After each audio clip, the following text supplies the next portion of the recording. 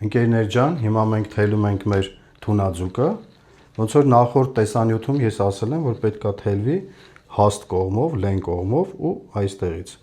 Նայեք, ունենք երկու կտոր, ինքը լեն կողմը, մեկ էլ մյուսը։ Հիմա թելում ենք։ Նույն ձև։ Մեկ, երկրորդը, ավելի լեն մասը ստեղա։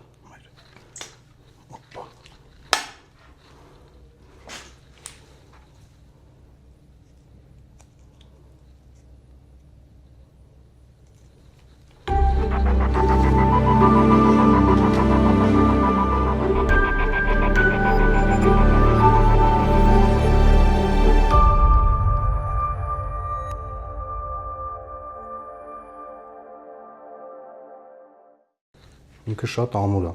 աղի մեջ ինքը ձգվել է շատ լավ, երկրորդը,